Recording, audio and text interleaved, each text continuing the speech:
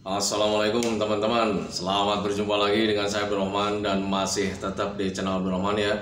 Dan masih tetap juga mengupas tentang seputaran gangguan asam lambung dan sensitif psikosomatis. Nah, di season kali ini saya akan share video tentang sakit di bagian otot gitu teman-teman ya. Karena untuk orang-orang yang terkena gangguan asam lambung dan sensitif psikosomatis ada kalanya mengalami sensasi seperti itu gitu teman-teman ya, sakit otot di mana-mana. Nah itu teman-teman ya, kadang di tangan gitu teman-teman, kadang di paha, di kaki dan sebagainya. Nah itu teman-teman ya. Nah makanya bagi teman-teman yang sekarang sedang mengalami hal tersebut, tolong tonton videonya sampai habis, jangan di skip biar kalian nanti mengerti, biar kalian nanti paham, dan ketika mengerti dan paham kalian bisa menanganinya dengan mudah. Minimal kalian tidak was-was, tidak gelisah, tidak bingung karena kalian sudah tahu penyebabnya. Nah itu teman-teman, makanya tonton videonya sampai habis, jangan di skip. Nah kemudian seperti biasa juga bagi teman-teman yang baru bergabung, kalau seandainya kalian mau bertanya tentang seputaran gangguan asam lambung dan sensitif psikosomatis, alangkah baiknya kalian tonton dulu video-video saya sebelumnya. Karena untuk seputaran gangguan asam lambung dan sensitif psikosomatis semuanya sudah saya share ya, dari mulai cerita saya yang terkena gangguan asam lambung dan sensitif psikosomatis, kemudian merasakan 1001 macam sensasi yang cukup menyengsarakan, itu sudah di-share. Dan kemudian bagaimana cara menangani setiap sensasi yang hadir, itu juga sudah di-share. Nah makanya biar lebih jelas, biar lebih detail, alangkah baiknya kalian tonton dulu video-video saya sebelumnya. Nah itu teman-teman ya. Dan kemudian bagi teman-teman yang baru bergabung juga, seperti biasa juga, kalau seandainya kalian belum subscribe channelnya, mohon videonya itu di subscribe dulu. Karena untuk subscribe itu tidak memerlukan biaya, tidak memerlukan pendaftaran. Jadi subscribe itu adalah hal yang sangat mudah sekali bagi teman-teman lakukan ya. Jadi teman-teman itu cukup memijit saja tulisan subscribe. Biar kenapa? Jujur ya, biar videonya itu cepat berkembang dengan baik. Dan kalau seandainya videonya itu berkembang dengan baik, sudah barang tentu itu akan menambah semangat tersendiri buat saya untuk terus nge-share tentang seputaran gangguan asam lambung dan sensitif psikosomatis ini terhadap kalian. Kemudian yang lebih penting dan yang lebih utamanya, tekan juga tombol lonceng sama tombol like-nya ya, biar kalian itu dapat notifikasi atau pemberitahuan video saya yang terbaru. Karena saya itu akan terus nge-share tentang seputaran gangguan asam lambung dan sensitif psikosomatis ini terhadap kalian, dengan tujuan semoga saja videonya itu menjadi wasilah atau jalan keluar bagi kalian yang sedang mengalami gangguan asam lambung dan sensitif psikosomatis hingga membaik ya, apalagi sampai sembuh total. Amin ya rabbal alamin. Ya minimal hanya memberikan motivasi saja, atau lebih minimalnya lagi hanya sekedar menemani kalian yang sekarang sedang merasakan tidak nyamannya dari gangguan asam lambung dan sensitif psikosomatis. Nah itu teman-teman ya. Nah kembali lagi ke topik utama teman-teman ya.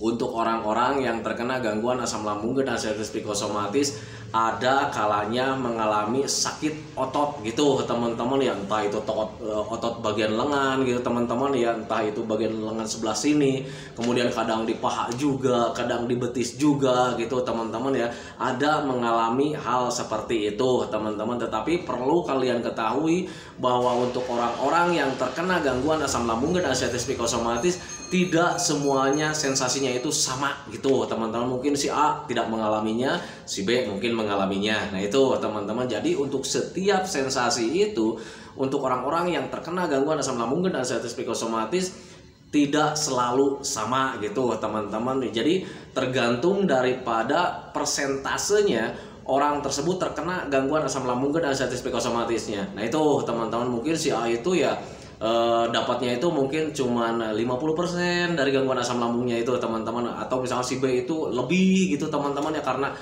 sensasinya itu sangat banyak sekali. Nah itu teman-teman. Tetapi untuk teman-teman yang sekarang sedang mengalami gangguan tersebut teman-teman ya, kalian gak usah risau, kalian gak usah gelisah, kalian gak usah was-was, kalian gak usah bingung, kalian jangan pernah berpikir itu gangguan yang sangat berbahaya. Tidak sama sekali teman-teman. Kenapa saya katakan tidak sama sekali? Karena untuk semua sensasi dari gangguan asam lambung dan sensitif psikosomatis itu, kalau seandainya kalian menyadari semuanya adalah gangguan rumahan. Nah itu teman-teman, dulu kalian alami juga gitu teman-teman ya. Nah sekarang kalian alami, kalian menjadi cemas, was-was karena kalian itu masih ada trauma. Kalian selalu berpikirnya itu ke arah-arah negatif, takutnya ini merupakan hal yang berbahaya, padahal tidak. Nah itu teman-teman, dulu juga kalian mengalaminya, cuman kalian tidak menyadarinya. Nah itu teman-teman ya, kenapa tidak menyadari ya? Karena kembali lagi ya, terdorong dari rasa takutnya yang semakin besar gitu teman-teman, masih besar rasa takutnya. mungkin sakit otot itu dulu kita alaminya. Nah sekarang kita itu menjadi lupa karena ya tidak bisa berpikir wajar karena masih ada ketakutan besar sekali teman-teman, terdorong dari rasa takut yang semakin besar. Takutnya gangguan ini menjadi berbahaya, takutnya sensasi ini berbahaya. Nah makanya kalian selalu was-was, gelisah, bingung juga gitu teman-teman ya. Kenapa nih saya sekarang mengalami hal seperti ini? Nah itu teman-teman ya. Nah saat terkena gangguan asam lambung dan ascites psikosomatis, teman-teman ada kalanya mengalami sakit di bagian otot itu sebetulnya bukan dari penyakit yang berbahaya.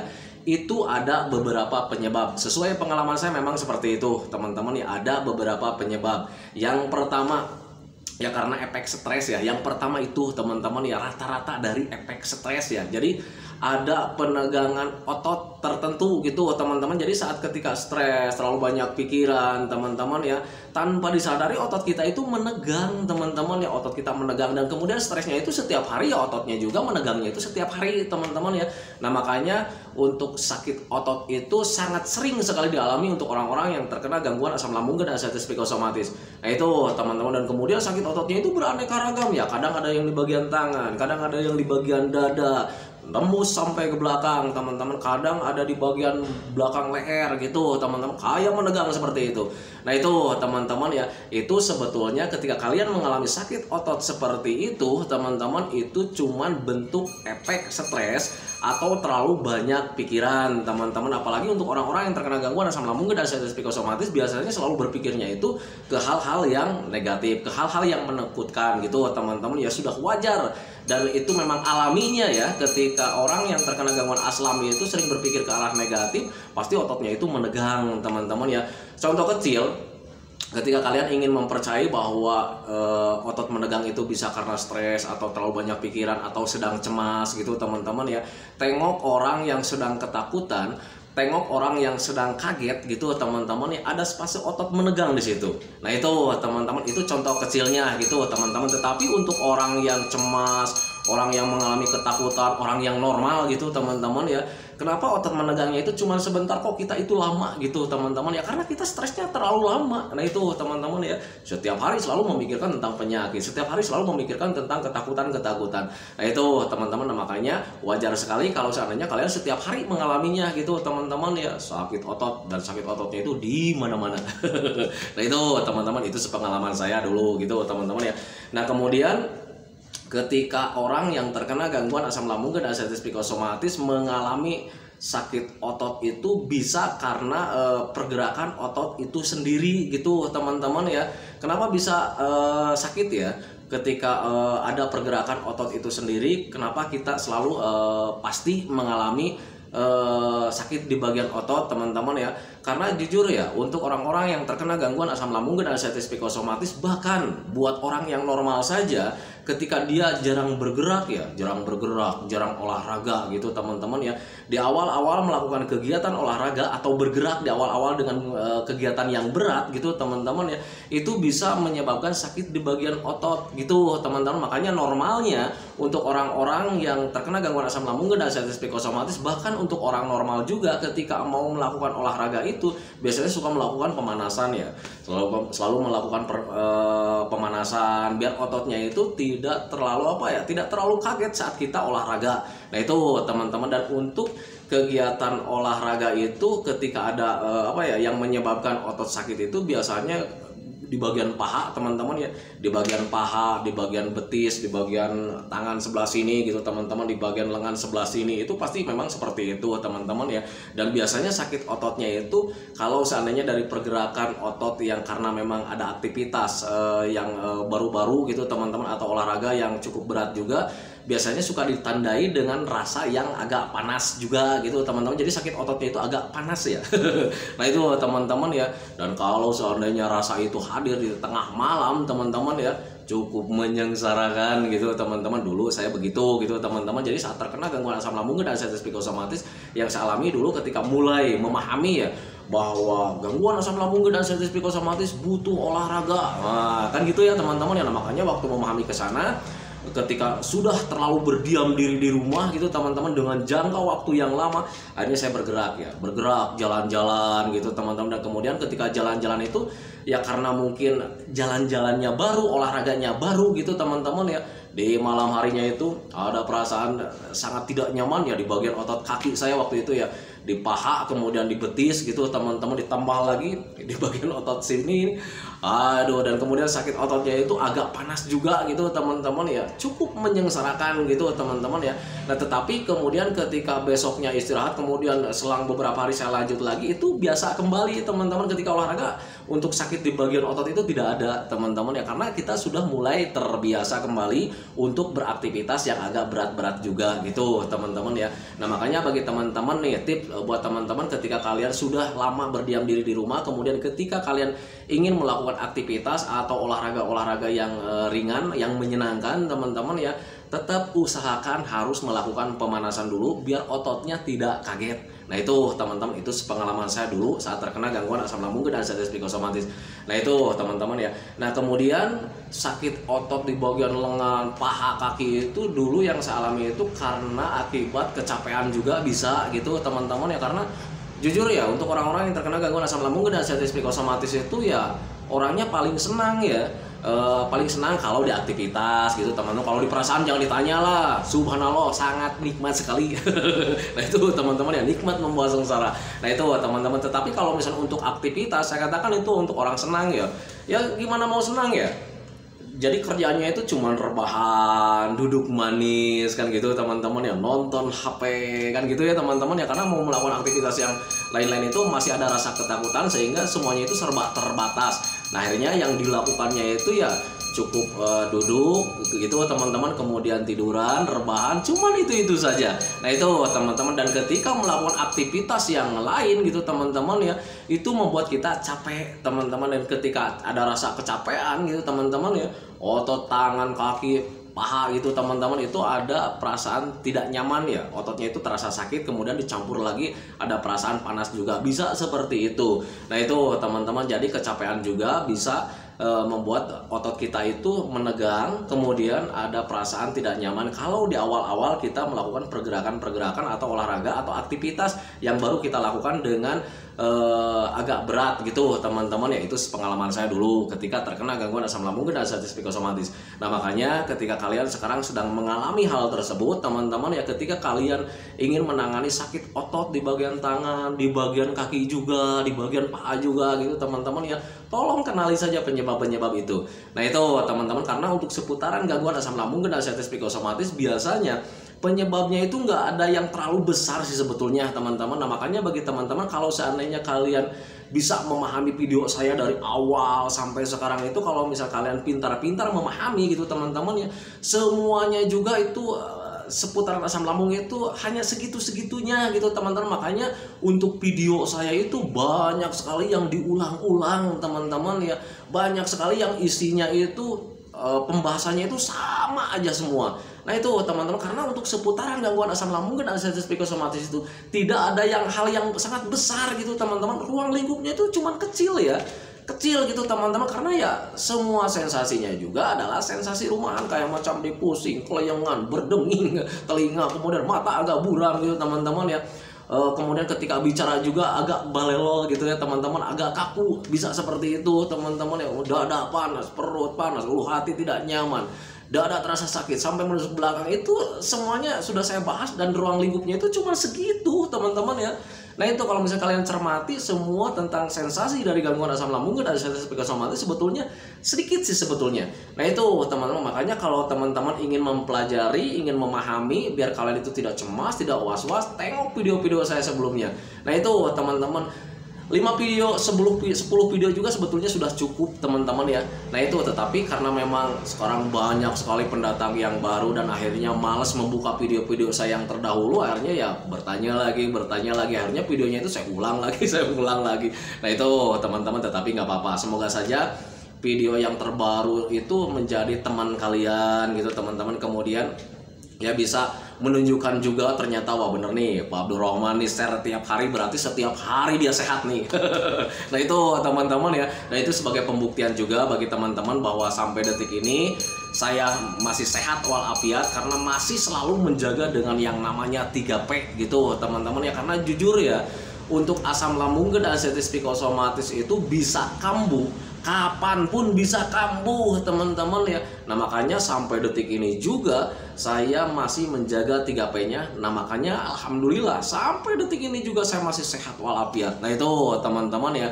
Makanya bagi teman-teman yang sekarang sedang terkena gangguan asam lambung dan artritis psikosomatis, jangan pernah menyepelekan dengan yang namanya 3P teman-teman ya. Karena dengan yang namanya 3P itu sebetulnya adalah obat dari gangguan asam lambung dan artritis psikosomatis. Pola makannya dijaga, pola hidupnya dijaga, pola pikirnya dijaga, kemudian selalu mengupayakan gimana caranya supaya hati dan pikiran kita itu senang.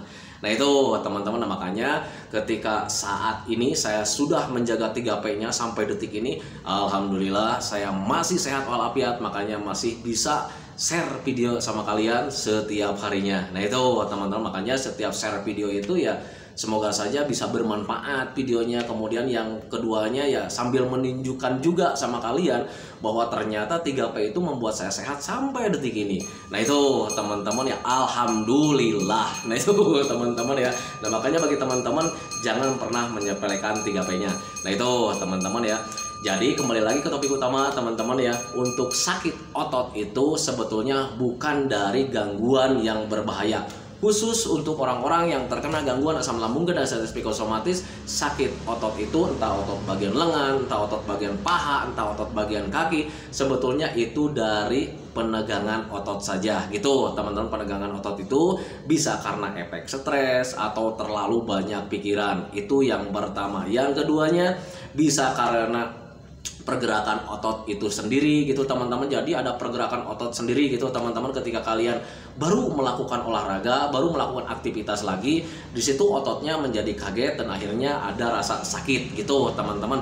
Tengok kejadian kalian dulu ketika kalian kecil gitu teman-teman, sedang kecil nih ya, kalian baru melakukan aktivitas gitu teman-teman, kayak macam lari, baru-baru nih udah lama nih ya kita nggak lari misalkan ya, udah 1 bulan, 2 bulan, 3 bulan kita nggak lari ya.